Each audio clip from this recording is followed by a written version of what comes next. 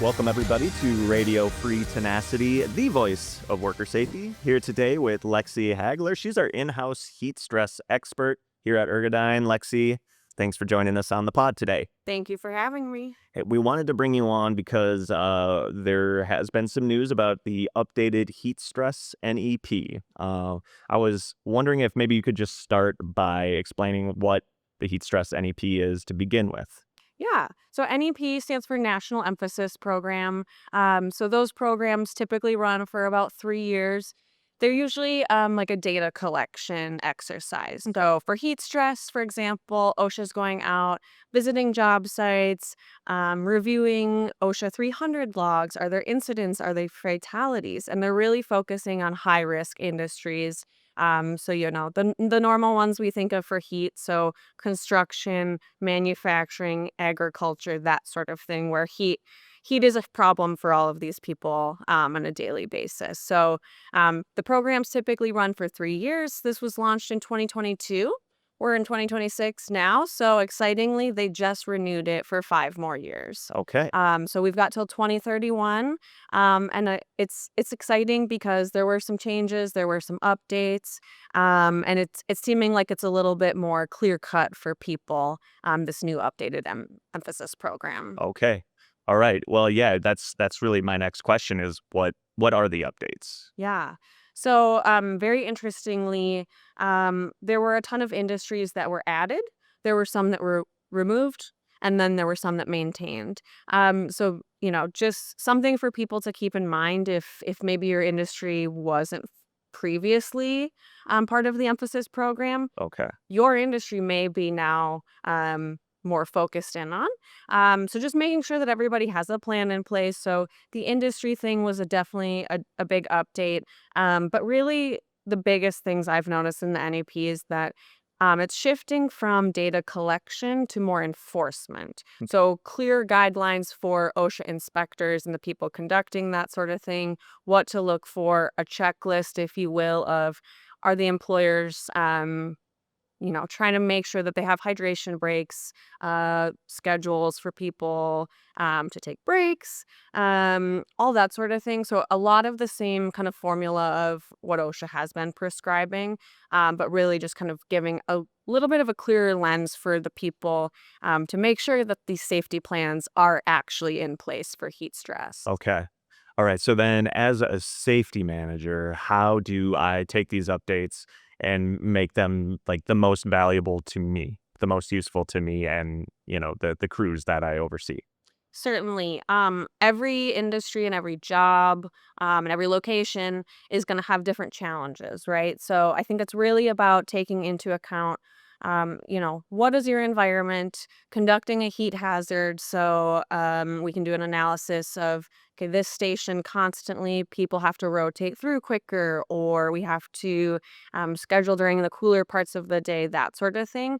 So I think that as much as we want like a one size fits all solution, Yeah. this is still very personal to each job site and each industry. So, if you can't realistically have a shelter or a tent put up for people to take a break, what is realistic then for people getting out of the direct sun? So, just mainly tailoring things to your actual facilities, your environment, what is feasible for you to do. So I think that's just something really important that safety managers, as they're reviewing this new NEP, just something to keep in mind. But the bones of it really did not change. Okay.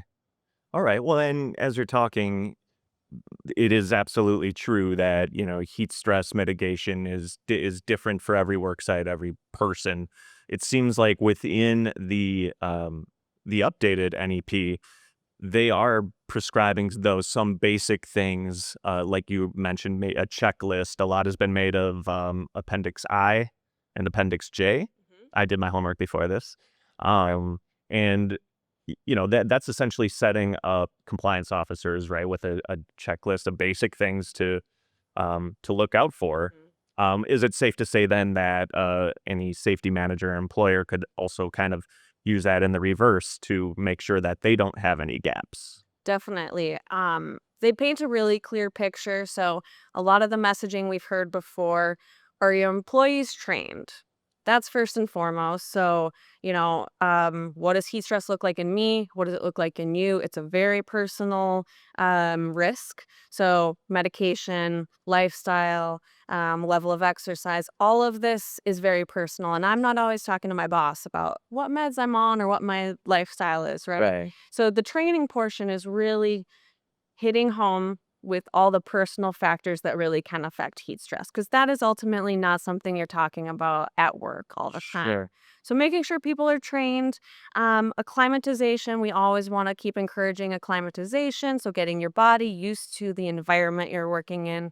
I went out to a job site in May in Idaho, and about 25% of the workforce was from Idaho. 75% was from somewhere else. So just really highlights the importance of making sure your body is ready for that environment. So many people in the construction and manufacturing industries kind of shift wherever the job is. Yeah. So that's just a really huge part of the NEP that, again, they've been putting that in there since the beginning. OSHA's been recommending that since the beginning. So no surprises that that made its way in. Of course, water, rest, and shade, making sure we're monitoring weather conditions. So the hottest times of the day, are we trying to schedule during um, maybe some indoor tasks during that hot time of the day if it's outdoor work? Are we doing an assessment of our job site and saying, okay, this machine is really, really hot, so let's only try to operate this during a certain part of the day? That's not always feasible, right?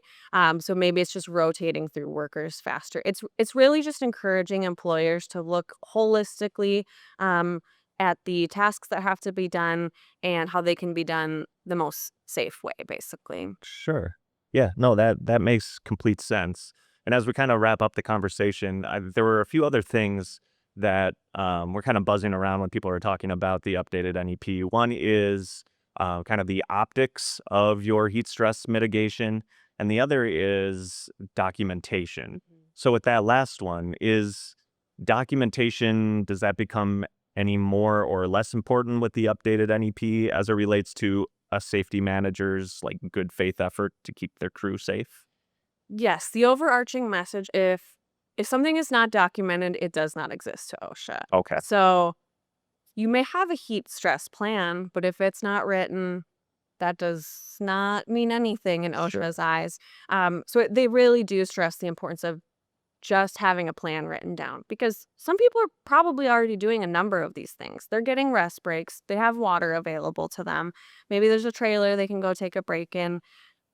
Most people are probably doing a lot of these things already. It's truly just transferring it down on paper and saying, yep, here's the steps that we're taking. We're already taking these steps. Here's where we want to go. So, again, OSHA's trying to make sure, are you trying to protect your workers? Yeah.